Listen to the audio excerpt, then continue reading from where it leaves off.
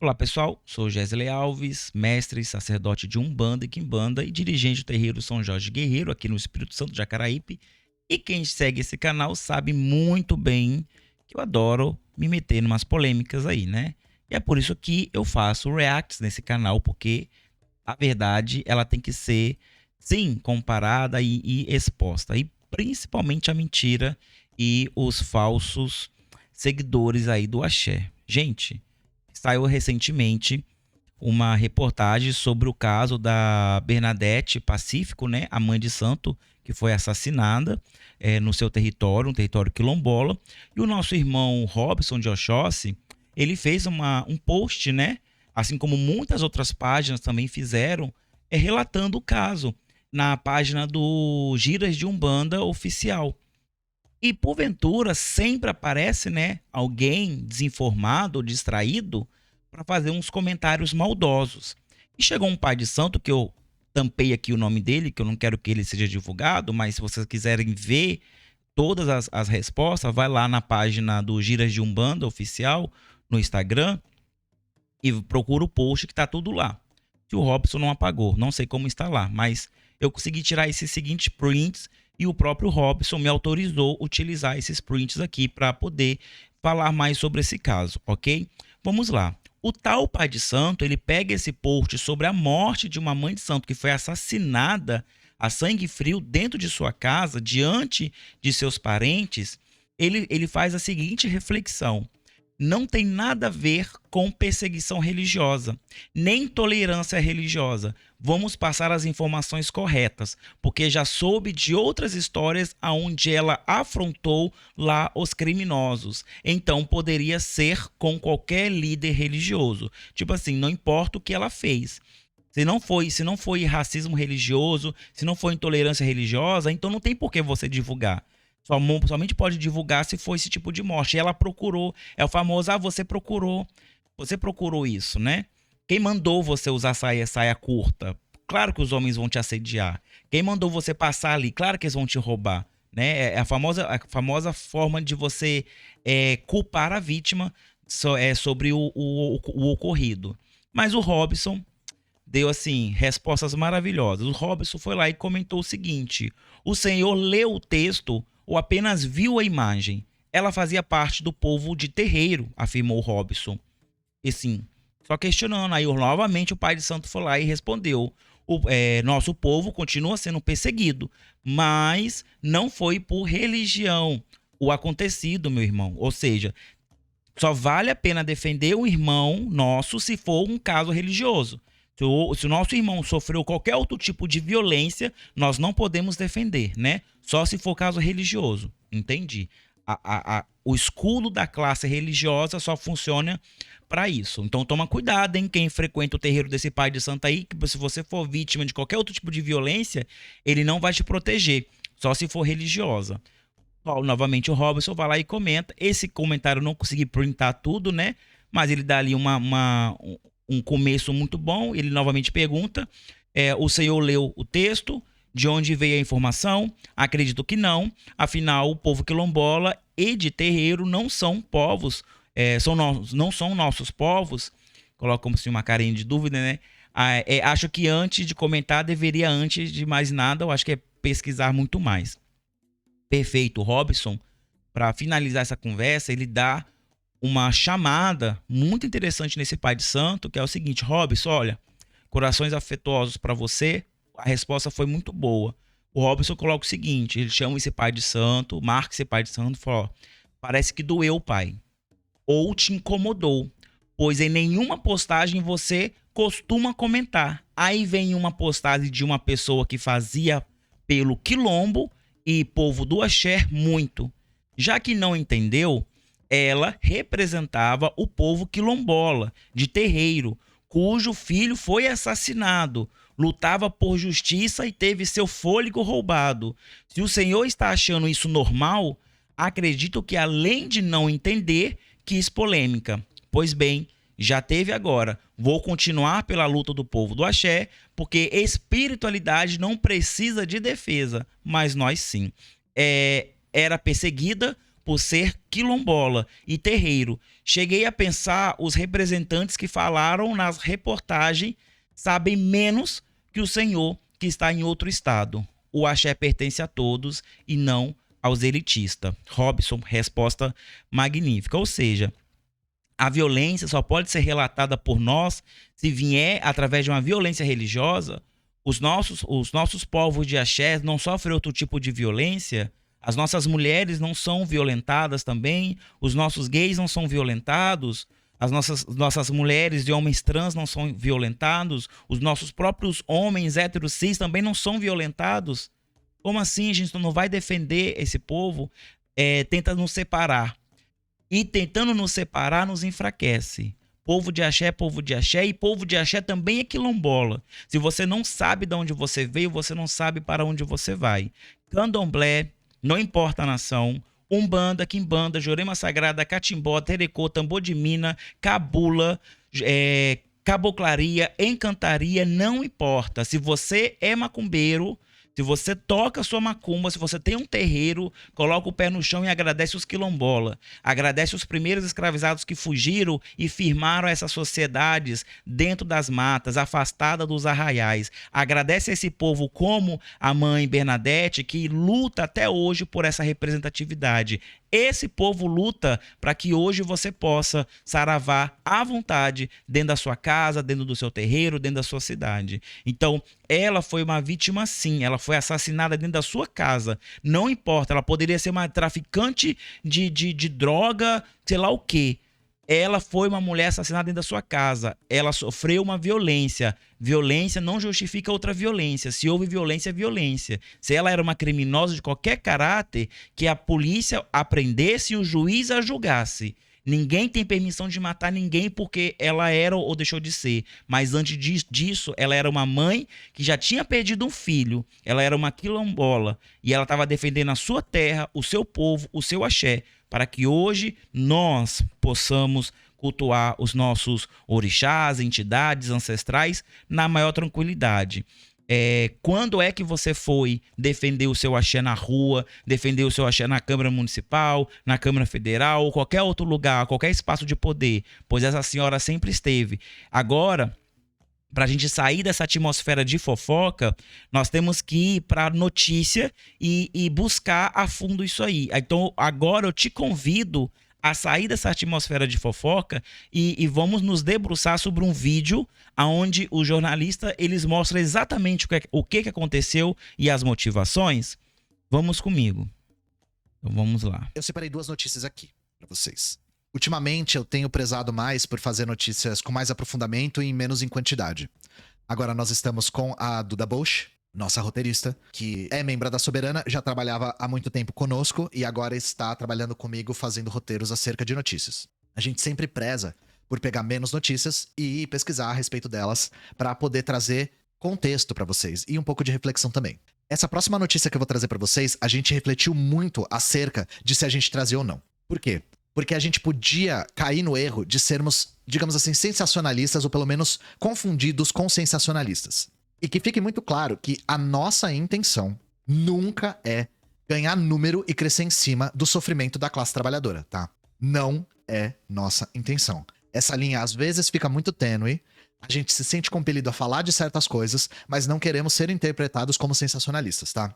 E por que isso? Porque a mídia hegemônica é muito conhecida por fazer isso. É só a gente ver que nos últimos tempos, né, nas últimas semanas, o assunto do momento foi a Larissa Manoela. E nunca a mídia se preocupa em investigar as raízes desse problema. Não é à toa que o Brasil é o paraíso do jornalismo declaratório. É falar a desgraça, porque essa desgraça atrai clique, atrai audiência, atrai público e atrai anunciante. Ou seja, todo tipo de sensacionalismo é muito lucrativo. Muito lucrativo. Não é a nossa intenção aqui, tá? A nossa intenção não é essa.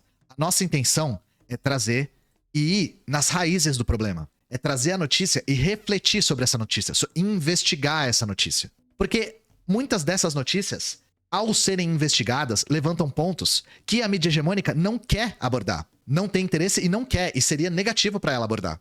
Só que para nós, não. Aqui nós estamos no Como News, que é o noticiário mais parcial que vocês já viram na vida de vocês. Nós somos explicitamente marxistas-leninistas, e nós vamos interpretar as notícias à luz do marxismo-leninismo. Do que eu tô falando, né? Deixa eu colocar aqui na tela pra vocês. Brasil de Fato. Igor Carvalho. Líder quilombola é assassinada na Bahia. Abre Só uma observação. Se você não gosta do canal da Soberana, aí do Ian Neves, porque ele é comunista, tal, beleza.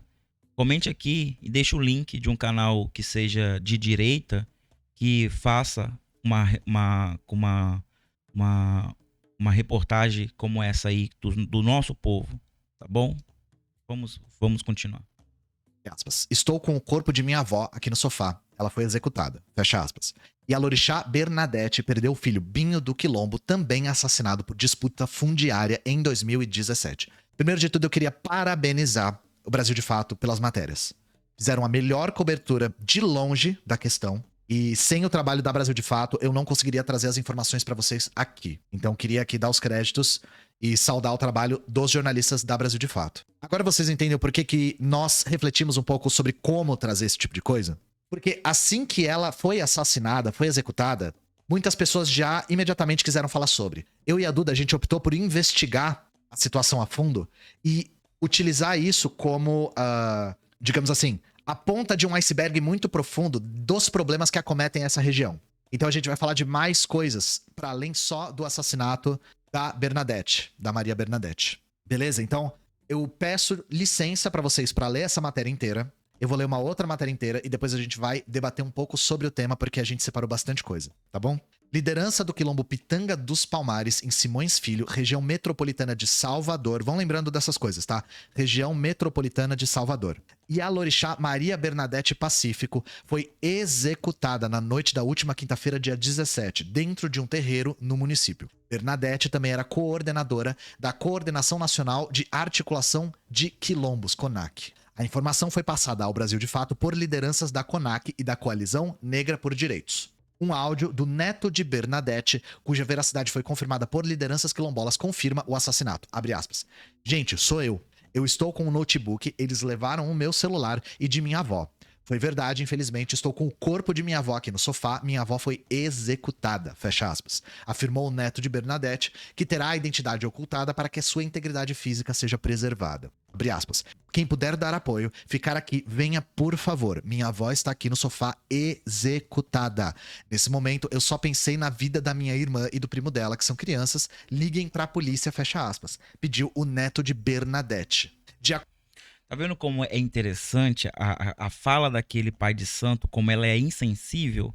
Assim, tudo bem ela morrer, mas não foi um crime religioso, entende? É isso que passa, que transpassa, né? As poucas palavras dele ali. Nossa, é de rasgar o coração isso aí. De acordo com os primeiros relatos divulgados pelo perfil de Bernadette nas redes sociais, a quilombola estava sentada em um sofá dentro do terreiro quando 4 homens armados entraram e começaram a disparar. Ela morreu no local. O motivo seria a disputa fundiária que envolve o Quilombo Pitanga dos Palmares. Pausa. Nós ainda não sabemos quem mandou matar Maria Bernadette. A gente não sabe qual disputa fundiária exatamente era. A gente não sabe exatamente quem foi o mandante e de qual fazenda. Mas se sabe que provavelmente tem envolvimento com disputa fundiária e a gente vai provar isso, tá? Mas eu queria já antecipar pra vocês. Eu não tenho as respostas porque nós não temos as respostas ainda. O que a gente vai fazer aqui é aprofundar o histórico dessa região e explicitar os problemas que essas pessoas passam, tá? Porque isso aqui é um assassinato que é a ponta de um iceberg, como eu falei no começo. Há 2 meses. E antes da gente aprofundar ali, é uma coisa muito interessante, porque as pessoas falam assim, mas não acontece isso acontece só porque lá é assim, assado, tem um contexto. Não. Aqui mesmo no Espírito Santo, em Jacaraípe, bem pertinho de mim, eu já presenciei isso. A casa era alugada, havia o terreiro, do lado se mudou um pastor evangélico e todo santo dia ele perturbava a mente do pai de santo. Sabe o que aconteceu com esse pai de santo? Ele se suicidou. Ele não aguentou a pressão. Ele se suicidou. E na mesma rua tinha um outro terreiro de um outro pai de santo. Sabe o que aconteceu? Invadiram a casa dele e deram 3 facãozadas no pescoço dele. Por quê? Disputa de território. Aí você pode falar, Eles implicavam com os crentes, eles eram viados, eles eram assim, eles eram assados, porque sempre levam uma outra justificativa. Tá bom, não existe justificativa nenhuma para você agredir outra pessoa. Mas ali havia uma justificativa para eles serem agredidos, que era território religioso, né? Porque o pastor se sentia ali ofendido, porque do lado da casa dele tinha um filho de Satanás fazendo a sua oração aos seus deuses pagões, afros africanos, né? Como ele sempre gritava isso, que os deuses dele eram deuses pagões, africanos, por isso que era do demônio, sei lá o que, sei lá o que. Esse primeiro que se suicidou. O segundo foi por motivo de feitiço lá que ele fez, não deu certo direito, a pessoa se sentiu ofendida e ele subiu lá, pular o muro e mataram o cara. Não importa. Não existe justificativa nenhuma para você agredir outra pessoa e quanto mais assassiná-las. Imagine dentro da sua casa, na sua propriedade privada, né? Que eles tanto preservam. A pessoa entrou, matou na frente do neto, aí o relato. Então, assim, isso acontece o tempo todo. Se a gente separar as coisas, nós só vamos defender vítimas de intolerância religiosas comprovada. Meu irmão, então você pode esperar aí, tá? Então pode esperar que daqui a pouco vai ser você, tá? Porque isso não vai acontecer. Da mesma forma que ninguém é julgado por racismo aqui no Brasil, porque nenhum juiz entende as ações como racista, sempre passa um pano e deixa a pessoa ir embora sem punição nenhuma. Da mesma forma é a intolerância religiosa. Conosco. Porque contra a Universal, por exemplo, vai lá. Processa a Universal por alguma coisa ou deixa a Universal te processar por alguma coisa. Faça alguma coisa para a Universal te processar para você ver se a lei não funciona para ela. Ou se funciona. Funciona muito bem. Vezes Bernadette alertou que ela e outras lideranças do Quilombo Pitanga dos Palmares sofriam ameaças de morte, que viriam de grupos ligados à especulação imobiliária em Salvador, segundo a líder quilombola. Acho que vamos chegar até a morte, porque a revolta já é muito grande. O descaso das autoridades, principalmente quando se trata de povo negro, povo preto, você já tem ideia, até hoje, é o resultado do assassinato de meu pai. Abalou. Todo mundo abalou. Foi no mesmo período que morreu o Marielle. Inclusive, eu fui em diversos encontros com a mãe de Marielle. É injusto. Recentemente, perdi um outro amigo, amiga, Quilombo também. É o que nós recebemos, ameaças. Principalmente de fazendeiros, de pessoas da região. É o que nós recebemos. Hoje vivo assim, eu não posso sair, eu estou sendo revistado, minha casa está cercada de câmera, e eu fico até mal com o negócio.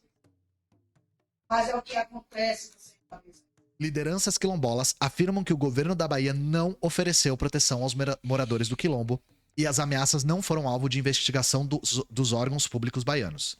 Em 2017, Flávio Gabriel Pacífico dos Santos, mais conhecido como Binho do Quilombo, filho de Bernadette, foi executado com 10 tiros em frente à escola do Centro Comunitário Nova Esperança, em Pitanga dos Palmares, a 2 quadras da casa da mãe. Aos 36 anos, Binho deixou 3 filhos. Um deles viu a avó ser executada nessa noite. O assassinato do filho de Bernadette segue impune e os culpados não foram identificados pela polícia baiana. Beleza. Essa é a primeira matéria. Ou seja, não importou nada que ela falou, que ela vivenciou ali, o Estado não serviu para proteger ela. Ou seja, a garantia de segurança é garantida por Constituição, não foi garantida ali pelo Estado, né? É o que acontece. Primeira pergunta que eu quero fazer. Vocês sabiam disso, gente? Vocês tinham visto essa notícia? Como o público daqui é mais de esquerda, muitos de esquerda radical, eu imagino que sim. Vi no jornal A Verdade, olha só. Como a gente fica sabendo dessas coisas por mídia contra-hegemônica. Militantes da UP, então, com certeza viram. Ouvi no Medo e Delírio. Tá. Não, beleza. Eu só queria saber. Vamos investigar, então. Vamos falar um pouco mais sobre isso. Novamente, a mídia hegemônica, a mídia burguesa, a mídia gigantesca, falou muito pouco desse caso. Falou de maneira tangencial. Principalmente porque esse caso evidencia problemas que a burguesia não quer abordar. Problemas fundiários, problemas de disputa de terra, problemas de especulação imobiliária. A burguesia não quer tocar nesses assuntos, muito menos resolver. Então, a burguesia, a mídia hegemônica, se resume em jornalismo declaratório. Mãe Bernadette morreu, ela foi executada. Ponto final. O que a gente vai fazer aqui é tentar investigar o máximo possível do que estava acontecendo aí e quais são as possíveis causas disso. Lembrando, sentada no sofá, dentro do terreiro, 4 homens armados entram e matam ela na frente dos filhos e netos. Eu quero só que vocês imaginem a brutalidade dessa circunstância. Isso é um assassinato a sangue muito frio. É de uma certeza de impunidade também que é imensa, sabe?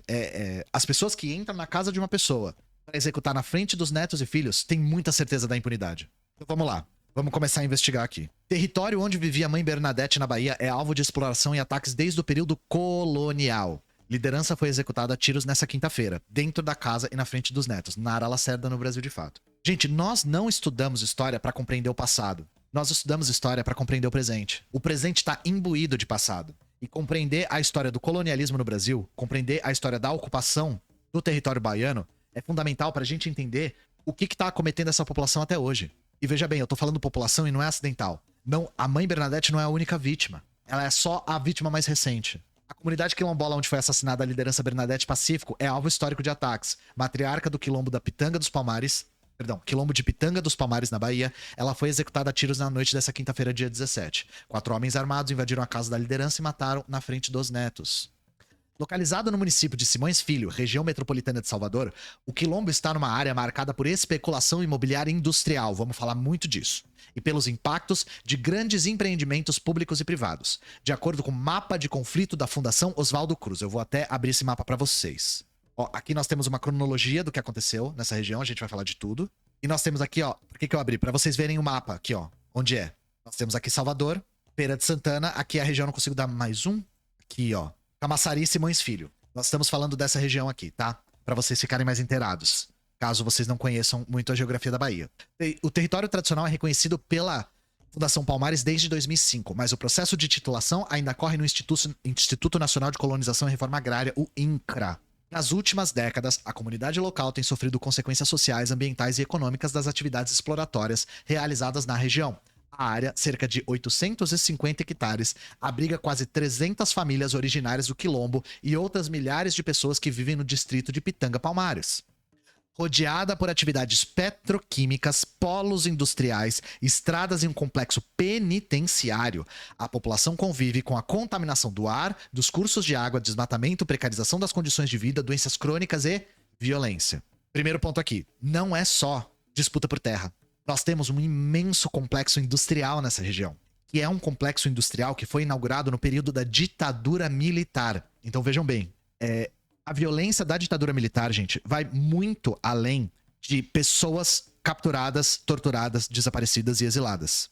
A violência da ditadura militar se manifesta muito também na forma como o projeto de ocupação do território do período militar foi tocado à revelia das populações tradicionais que ocupam determinadas regiões do Brasil. Então, o caso mais famoso é o das estradas que rasgam a Amazônia, a perimetral e a transamazônica.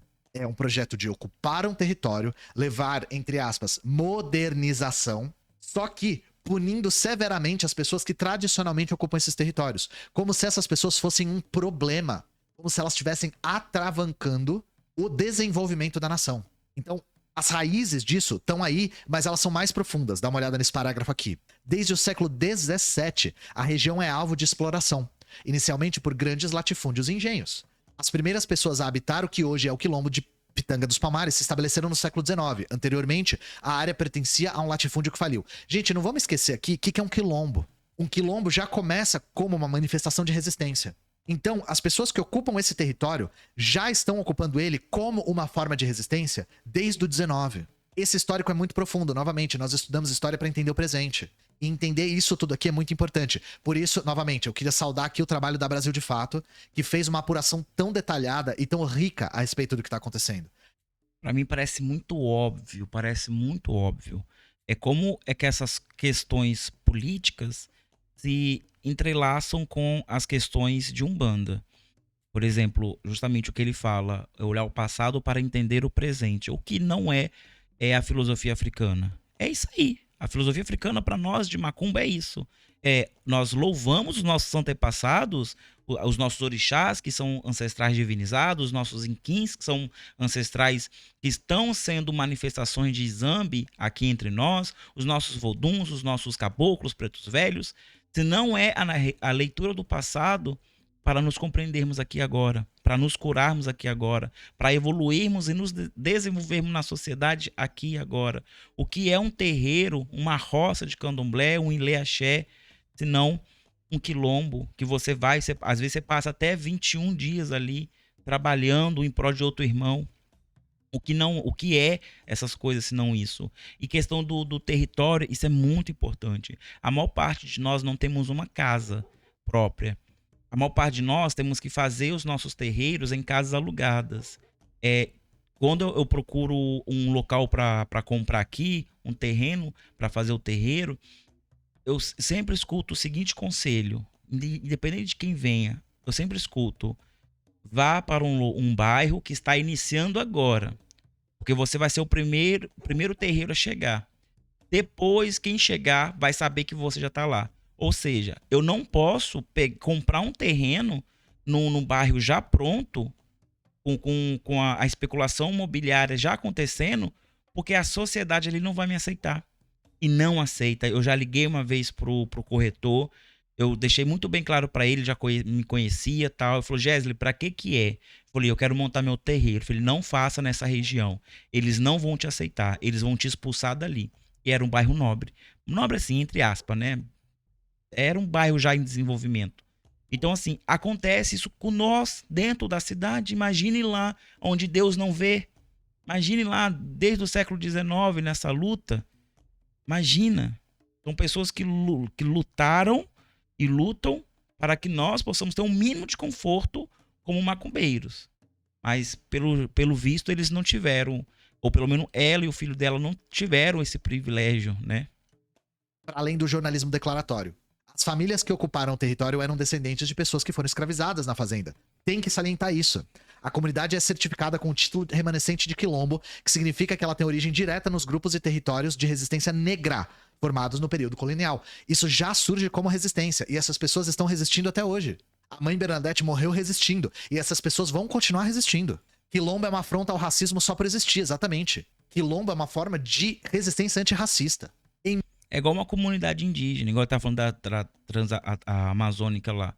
Quando ela passou ali, e acontece até hoje, tem testemunho vivo que frequenta aqui em minha casa que fala que a vontade das pessoas que ganharam os terrenos lá é o quê? Que todos aqueles índios pudessem matar, que já morressem, né? Já pudessem matar, porque eles veem os indígenas, as tribos, as comunidades ali, como um retrocesso.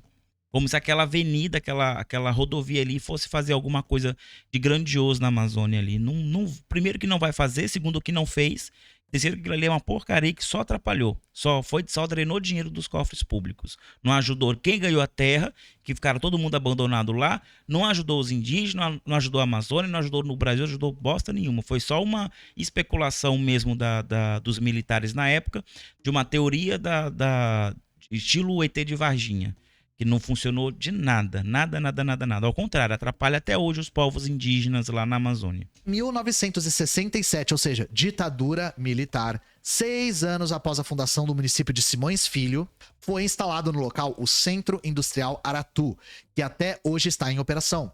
Quando foi inaugurado, ele já comportava 150 empresas. Hoje abriga o Porto de Aratu e empreendimentos químicos, metalúrgicos, industriais, de plástico, roupa, fertilizante e diversos outros. No ano de 78, foi inaugurado na região o Polo Industrial de Camaçari, inicialmente focado no setor petroquímico. Hoje é composto por mais de 90 empresas e as atividades se diversificaram. Os dutos que transportam produtos químicos do complexo passam dentro do território quilombola. Segundo o mapa de conflitos da Fiocruz, a população sofre até riscos de explosões. Eles tiraram disso aqui, ó. Quilombolas de Pitanga dos Palmares, na Bahia, lutam contra presídio, pedágio e ferrovia. Vou deixar todas as fontes aqui pra vocês, tá? Se vocês quiserem investigar acerca do que está acontecendo nessa região, nós temos essa excelente fonte aqui. Abre aspas. No território quilombola, há uma estação de válvula de bloqueio, que tem potencialidade de explosão em condições normais de funcionamento. Em caso de vazamento anormal, essa área potencialmente explosiva aumenta, podendo provocar poluição do ar por gases tóxicos, ocasionando lesões, mortes e doenças respiratórias. O documento destaca ainda que os 2 mega empreendimentos interromperam modos de vida que remontam desde o século XIX. Os problemas gerados por essa mudança significativa foram potencializados pelo interesse comercial na área. Somada à demora para a titulação do território tradicional, a situação agrava os conflitos por terra. Em 2002, o governo do estado construiu no local o complexo penitenciário Simões Filho. O local já sofreu tentativas de invasão, fugas e rebeliões e abriga centenas de detentos. A insegurança é parte do cotidiano da população local. No ano de 2010, a comunidade sofreu 2 novas grandes ameaças: os projetos de construção da variante ferroviária de Camaçari, Bahia, e a duplicação de mais de 120 quilômetros de rodovias da região. Esse último empreendimento previa a instalação de pedágios no território quilombola, o que obrigaria as famílias a pagar para acessar o local. As obras da ferrovia de Camaçari estão paradas e a comunidade conseguiu impedir a cobrança de pedágio. Gente, vocês conseguem imaginar o absurdo que é cobrar pedágio para as pessoas entrarem no território que elas tradicionalmente ocupam desde o século XIX? Isso é uma afronta a essas pessoas de um nível desumano, sabe? Pedágio para morador. Em 2017, foi instalado um aterro de entulhos no município de Simões Filho, que também gerou protestos por povos tradicionais da região. No mesmo ano, o filho de Bernadette Pacífico, que tinha forte histórico de defesa dos direitos da comunidade, foi assassinado aos 36 anos. Flávio Gabriel Pacífico dos Santos, mais conhecido como Binho do Quilombo, estava dentro de um carro e foi alvo de diversos disparos. Ninguém foi condenado pelo crime. Nesta sexta-feira, quase 6 anos após a morte de Binho e um dia após o assassinato da mãe dele, a Polícia Federal da Bahia informou que atua na investigação dos 2 casos. Gente, olha o tanto de coisas que essa população é obrigada a resistir. Só essa população estar lá é uma afronta. E não é uma, não é 2, são centenas de coisas. Exatamente. Desde a indústria da passagem da ferrovia, do aterro, do complexo penitenciário. É uma coisa assim que serve pra gente debater inúmeras coisas a respeito da história do Brasil. Então vamos começar do começo, vamos falar mais ou menos do início do problema. Do início desse problema específico. Comunidades quilombolas denunciam impactos industriais em Porto de Aratu. Eu não vou ler isso tudo aqui para não cansar vocês tanto, vou deixar só a imagem aqui. Alex Santos mariscando na coroa do Pecém, distrito de Praia Grande. Vamos deixar aqui só para ilustrar? Vamos conversar um pouco sobre isso. Então, gente, em 1967, ou seja, a ditadura militar, foi instalado o Centro Industrial de Aratu, a CIA. Né? Retomando o que a gente leu aqui na matéria, complexo que comporta 140 empresas. Primeiro de tudo, a maneira como a ditadura militar levou o, entre aspas, avanço industrial para o interior do Brasil, para regiões metropolitanas, para áreas não antes exploradas, foi sempre a revelia das populações tradicionais. Sempre. E isso evidencia uma coisa que hoje a gente chama de racismo ambiental. Qual que é a ideia do racismo ambiental? É a ideia de que o impacto sobre o meio ambiente, seja poluição, mudança climática, destruição da fauna e da flora, esse impacto todo acomete populações quilombolas, indígenas, ribeirinhas, marginalizadas, racializadas, de maneira desproporcional. Então, essas populações sofrem muito mais e têm o seu estilo de vida destruído ou radicalmente alterado com muito mais profundidade do que outras populações. Do que populações urbanas ou do que populações urbanas brancas, de classe média, que moram nos centros urbanos e não nas periferias urbanas. Isso chama-se racismo ambiental. Isso é só o começo que a gente tá falando, tá?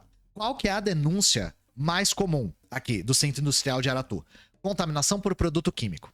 Tem 2 problemas a contaminação de produto químico. Doença, ou seja, os produtos químicos contaminarem as pessoas e os produtos químicos alterarem o ciclo natural da região. Porque essas pessoas têm uma economia muito ligada aos ciclos naturais. Ligada às estações do ano, ligada à flora e à fauna da região. E isso tudo altera a economia dessas pessoas, o meio de subsistência dessas pessoas. E, gente, o Porto de Aratu é um dos maiores escoadores de produtos químicos de todo o país. Minério de ferro, manganês, cobre, ureia, fertilizante, propeno, tudo isso passa por um monte de cano na bacia do Aratu, que passa por dentro desses quilombos, passa por dentro dessas regiões que essas pessoas ocupam tradicionalmente. Inclusive, a gente leu lá na matéria do Brasil de Fato, isso tem um risco de explosão grande. E quando um cano desses explode, qual é a população que é acometida? É a população que ocupa o território. Então, nós começamos com essa ocupação industrial em 67. Em 78, ainda a ditadura militar, a gente tem a fundação do Polo Petroquímico Industrial do Camaçari. Quais são os problemas que ele trouxe novos? Assoreamento do solo, poluição da água, tanto por resíduo industrial quanto por esgoto doméstico.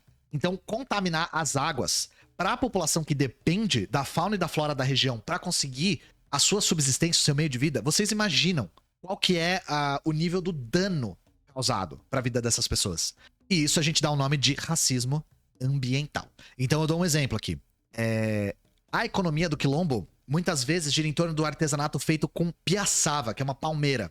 Se essas palmeiras são derrubadas, se as palmeiras não conseguem mais crescer, se as temperaturas mudam muito, se a qualidade do solo muda muito, se o solo está contaminado, se a água está contaminada, a economia inteira da região vai pro buraco.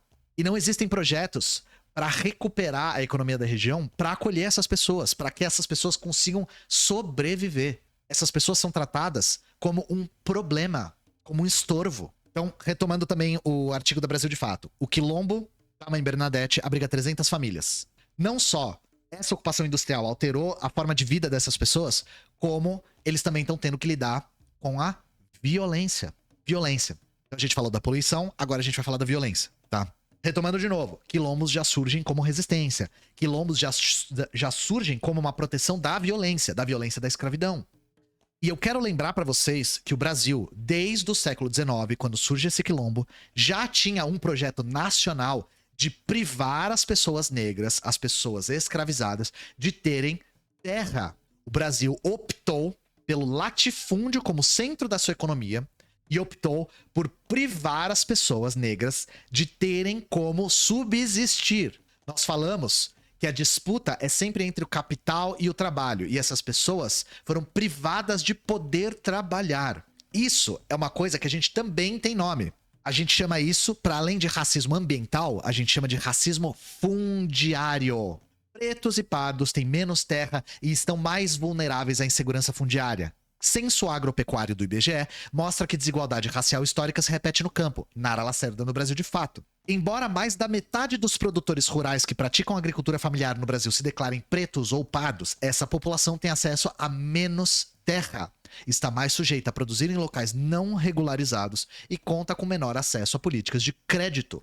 A conclusão é baseada nos dados de um novo módulo do Censo Agropecuário de 2017, divulgado pelo Instituto Brasileiro de Geografia e Estatística nessa semana. Vamos aos dados. A população autodeclarada branca representa 45,43% do total. Dentro desse percentual, 79% possuem terras que somam 10 mil hectares ou mais. A Coordenação Nacional de Articulação das Comunidades Negras Rurais Quilombolas, a CONAC, que a gente já falou, destaca a informação em contraste à realidade da população rural negra. Quase 70% dos agricultores que possuem uma área menor do que 0,1 hectares são pretos ou pardos. Ou seja, gente, quando a gente fala que o racismo é uma estrutura, é dessa estrutura que a gente tá falando. Se perguntarem pra vocês de qual estrutura se trata, sobre qual estrutura se alicerça o racismo estrutural, essa é uma das estruturas. As pessoas pretas e pardas não têm acesso ao seu meio de subsistência, que é a terra, no que diz respeito às pessoas que dependem disso pra sobreviver, tá, gente? Sendo específico. Então, quando a gente fala de estrutura, é disso que a gente tá falando. Existe uma distribuição desproporcional da terra sob um crivo racial, certo? E como que a gente sabe, mesmo não sabendo quem mandou matar a Mãe Bernadette, como a gente sabe que tem a ver com disputa fundiária? Por conta disso aqui, ó. A gente já pincelou isso na matéria do Brasil de Fato, mas eu vou trazer uma matéria aqui do Mundo Negro. A Litane Rocha no Mundo Negro. Em julho, Mãe Bernadette havia relatado para a ministra do Supremo Tribunal Federal que sofria ameaças de fazendeiros. Após o assassinato de Maria Bernadette Pacífico aos 72 anos, líder da comunidade remanescente do Quilombo Pitanga de Palmares, em seu terreiro de candomblé, na cidade de Simões Filho, na Bahia, na noite desta quinta-feira, está viralizando na web um relato angustiante da Yela Orixá durante encontro com Rosa Weber, a ministra do STF. Em julho desse ano, elas se reuniram junto com outras lideranças para falar sobre uma violência contra as comunidades quilombolas, abre aspas. Pra senhora ter uma ideia, até hoje não sei o resultado do assassinato do meu filho. Abalou todo mundo. Foi no mesmo período que aconteceu a morte da Marielle. Inclusive, eu fui em diversos encontros com a mãe da Marielle. É injusto. Recentemente perdi outro amigo e uma amiga de um quilombo. É o que nós recebemos. Ameaça principalmente de fazendeiros, de pessoas da região. Hoje eu vivo que não posso sair. Estou sendo revistada, cercada de câmeras. Me sinto até mal com um negócio desses, relatou a Mãe Bernadette. Gente, ela avisou. Ela avisou. Ela falou que ela tava sofrendo ameaça. E nada foi feito. Nada. Ela falou que quem tava ameaçando ela são fazendeiros. É assim que a gente sabe que provavelmente tem envolvimento com isso. Ela foi ameaçada de novo e de novo. E as pessoas morreram e morreram.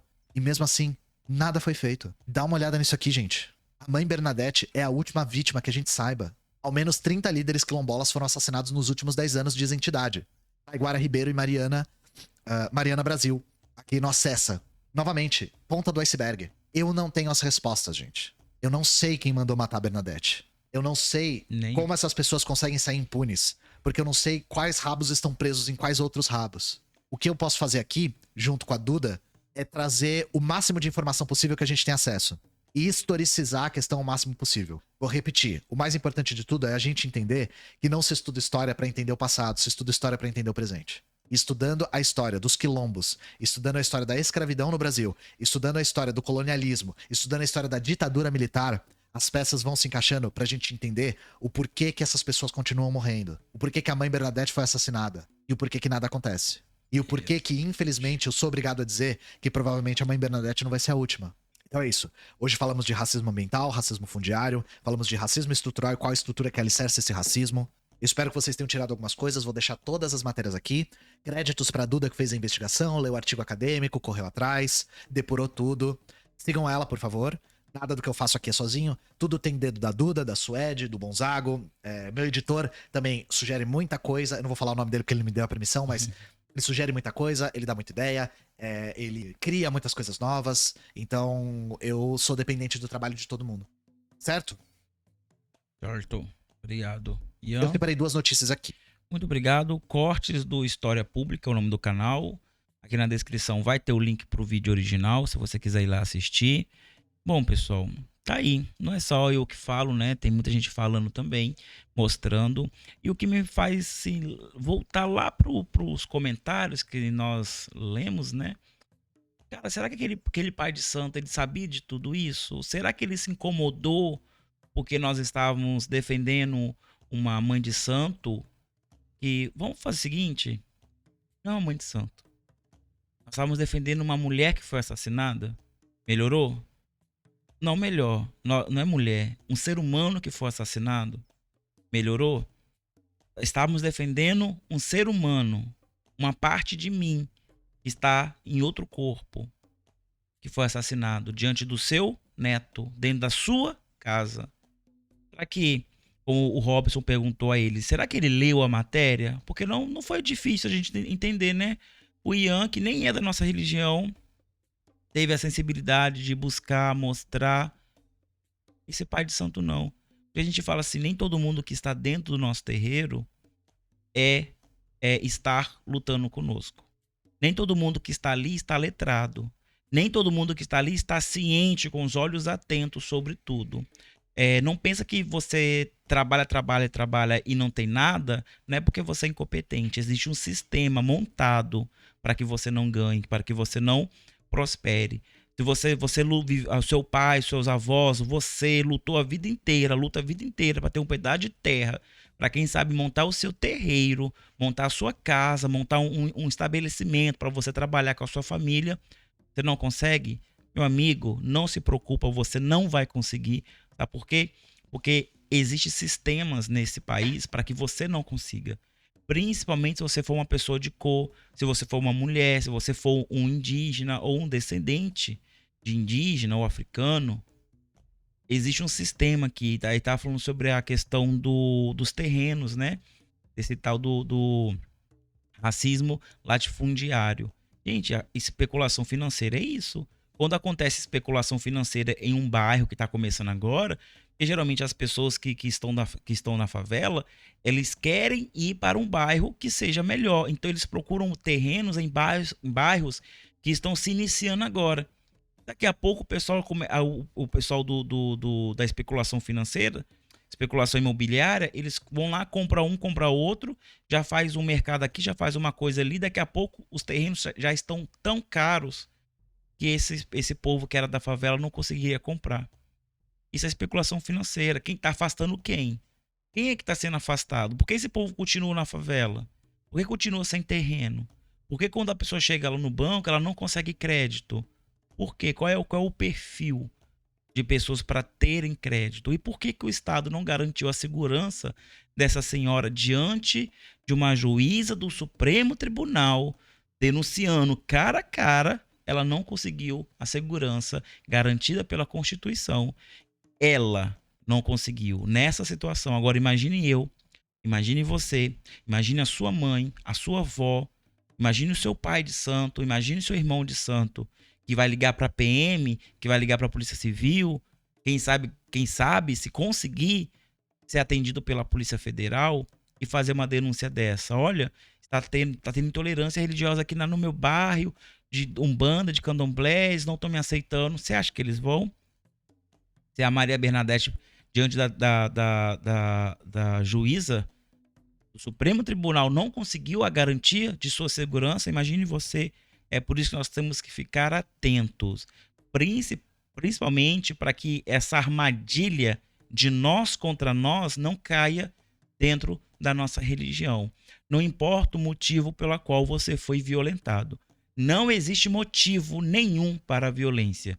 Procure os meios devidos, que é a polícia, a delegacia, faça o seu BO, se possível, se viável, processe, mas traga à tona. Olha, 10 líderes quilombola e nenhum foi divulgado. Você ficou sabendo de algum? Eu não. E eu estou o tempo todo na internet. Não fiquei sabendo de nenhum, a não ser dessa mãe Bernadette, que só veio à tona porque eu vi muitas páginas de Umbanda e de Candomblé divulgando. Senão eu não saberia. Porque quando acontece alguma coisa na capital de São Paulo, na capital do Rio, que não é de pessoas periféricas, viraliza. Vira até documentário na Netflix, né? A gente vê aí nesse ano, né? Nesse ano saiu, se não me engano, 3 documentários, 3 filmes de pessoas que foram assassinadas dentro dessas grandes cidades e não foram pessoas como nós, tá? Não foram pessoas como nós. Então fica atento. Você pode estar torcendo pela sua morte, torcendo pela morte da sua mãe, torcendo pela invasão do seu terreiro, torcendo pela a inviabilidade de você ter essa condição de ter um terreno para fazer o seu terreiro, para fazer a sua casa, para ter um pouco de dignidade, né? Por quê? Porque nós não conseguimos isso no Brasil. Por quê? Que grilhões são esses que nos impedem? Dinheiro não é, tá? Dinheiro não é. Não pense que dinheiro compra tudo. Principalmente aqui no Brasil, dinheiro não compra tudo, tá bom? Bom, é isso aí. Espero que tenham gostado. Comente o que você acha. É polêmico, sim. Mas, Robson, mais uma vez, muito obrigado.